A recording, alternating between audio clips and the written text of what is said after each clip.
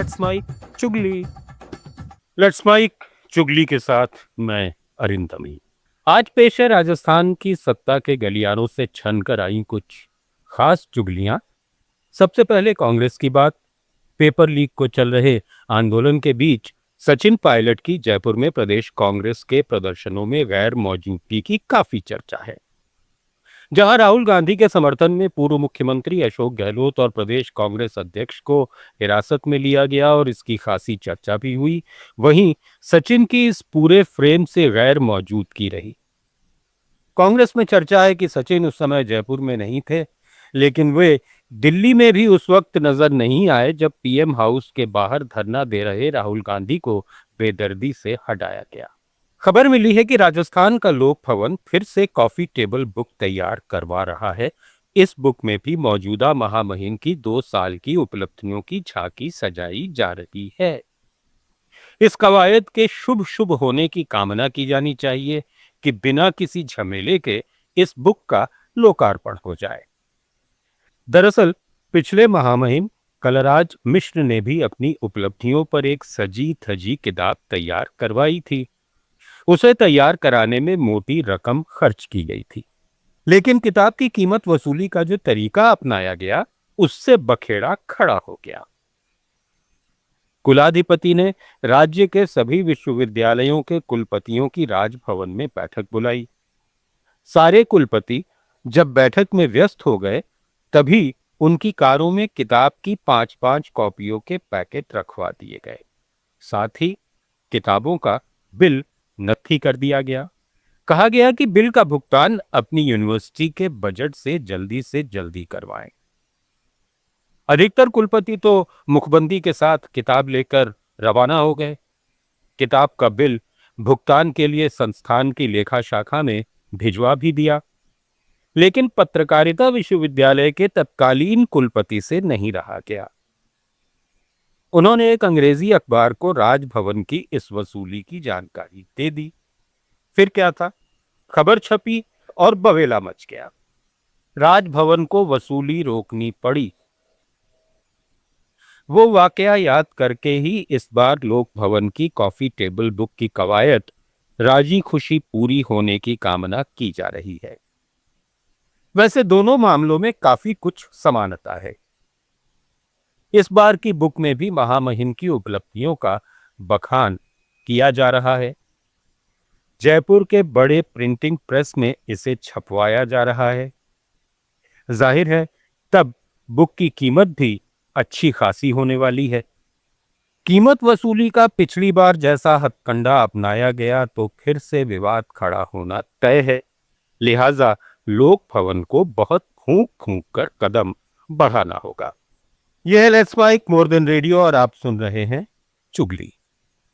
अब बात अलवर के सांसद और केंद्रीय मंत्री की। लगता है वन पर्यावरण की देखरेख में लगे मंत्री को अभयदान मिल गया है। राजस्थान के रिफाइनरी मसले में उन पर गाज गिरने की आशंका पैदा हो गई थी। लोग कह रहे थे कि उन्होंने काम ही ऐसा किया था। प्रदेश के माननीय मुख्यमंत्री को साथ में और लपेट लिया था। खैर, अब बात आई गई लगती है। ताजा अपडेट्स यही संकेत देते हैं। मंत्री महोदय दिल्ली में बैठकर बंगाल साधने में बिजी हो रहे हैं। तृणमूल कांग्रेस में तोड़फोड़ का पूरा जिम्मा उन्होंने ही संभाल रखा है। उस पार्टी के सांसदों विधायकों को बागी बनाने में उनकी सक्रिय भूमिका बताई जा रही है। उन्हीं के आवास पर बागी माननीय आ रहे हैं। बैठकों का दौरा दौर चल रहा है। बागी अपनी शर्तें रखते हैं जिसे आगे अनुमोदन के लिए भेजा जाता है। उनकी मंजूरी मिलते ही पाला बदली करा दी जाती है। मिशन परिसीमन बिल के तहत पहले तृणमूल के बागियों से एक साथ दल बदल कराया गया ताकि संसद में बिल पास कराने लायक संख्या बल जुटाया जा सके। अब चूंकि संख्या जरूरी आंकड़े के करीब पहुंच रही है, इसलिए अन्य क्षेत्रीय दलों के साथ साथ तृणमूल कांग्रेस को भी माननीय से खाली कराने की रफ्तार धीमी कर दी गई है। अब एक एक कर माननीयों से बात कर उन्हें दल बदल के लिए राजी किया जा रहा है। उनकी शर्तों में नरमी ला करके अंतिम फैसला किया जा रहा है। इतने टास्क पूरे करने में ही मंत्री महोदय का समय निकल रहा है। उनका आवास इस समय आयारामों से गुलजार हो रहा है। महोदय बंगाल में चुनावी इंतजामात देख चुके हैं, लिहाजा वो बंगाली नेताओं की नस नस से वाकिफ हैं और अपने काम को आसानी से अंजाम दे रहे हैं। काम अति महत्व का है, इसलिए महोदय भी भाजपा नेतृत्व के खास बने हुए हैं। रिफाइनरी मुद्दे को लेकर उन्हें बर्फ में लगाए जाने का अभी कोई चांस नजर नहीं आ रहा। राजस्थान के मुख्यमंत्री के चुनाव क्षेत्र सांगानेर में उनका बड़ा सा कैंप कार्यालय है। इसे क्षेत्रीय जनता की पीड़ाएं हरने के लिए खोला गया है। वहां हर विभाग का अमला तैनात किया गया है, पर सरक सरक कर चलना उसकी आदत में शुमार हो चुका है। वो जन सुनवाई तो करता है, लेकिन पीड़ा हरने की गारंटी नहीं देता। काम हो जाए तो समझो आप धन्य हैं।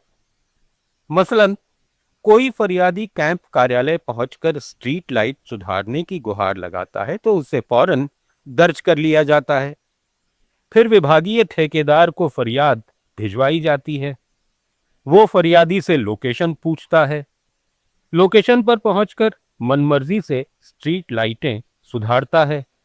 खराब स्ट्रीट लाइट ठीक हुई या नहीं, इसकी कोई गारंटी नहीं। असंतुष्ट फरियादी फिर कैंप कार्यालय पहुंचता है। इस बार दूसरे ठेकेदार को शिकायत दी जाती है। वो भी स्ट्रीट लाइट सही कर देने की सूचना फरियादी को देकर निच्चू हो जाता है। कुछ समय बाद नगर निगम से काम हो जाने की रिपोर्ट मांगी जाती है। फरियादी तब भी अपनी पीड़ा बताता है। निगम कर्मी जल्दी एक्शन का भरोसा देकर फोन काट देता है। मतलब सरकार की तरफ से समस्या का दी एंड। क्षेत्र के किसी आमजन के सीवर लीक या अन्य समस्या लेकर सीधे मुख्यमंत्री से मिलने का भी कोई फायदा नहीं। वो तो सोचेगा कि अब समस्या का फास्ट ट्रैक निदान होगा, पर उसकी गलतफहमी को माननीय हाथों हाथ दूर कर देते हैं। कह देते हैं कि कैंप कार्यालय के प्रभारी को बता दो, वो काम करवा देंगे। वो प्रभारी आरएएस अधिकारी के पास गया नहीं कि उसके साथ भी स्ट्रीट लाइट ठीक कराने की गुहार लगाने वाले फरियादी जैसा खेल खेला जाने लगता है। ऐसे ही एक भद्रजन मिले जो थक हार कर घर बैठ गए थे। उन्हें कुरेदा तो बोले, सोचा था कि सीधे सरकार के मुखिया से मिल लेने पर न तो कैंप ऑफिस और न ही किसी दफ्तर के चक्कर लगाने पड़ेंगे, पर क्या पता था कि नाम बड़े और दर्शन छोटे मिलेंगे। सरकारी बाबू को कहीं बिठा दो, वो धीमी गति के समाचार नाई ही काम करेगा। आगे कहने लगे, भले ही कैंप कार्यालय पर बड़े बोर्ड होर्डिंग लगवा दो, उन पर आपड़ो अग्रणी राजस्थान, निखरता सांगानेर, विकसित राजस्थान जैसे नारे लिखवा दो, लेकिन नारों से सरकारी बाबू इंप्रेस होने वाला नहीं है। फिर बोले, सीएम भी कोई अनुभवी राजनेता तो है नहीं जो शासन तंत्र को हमेशा पांव पर खड़ा रखने का कौशल जानते हो। लिहाजा आडंबर और जन पीड़ाएं साथ साथ दौड़ लगाती रहेंगी। तो ये थी राजस्थान की कुछ चुगलियां।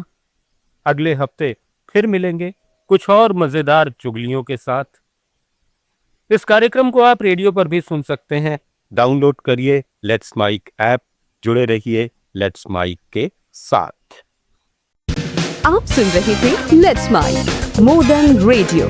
फॉलो कीजिए हमें हमारे सोशल मीडिया प्लेटफॉर्म्स पर।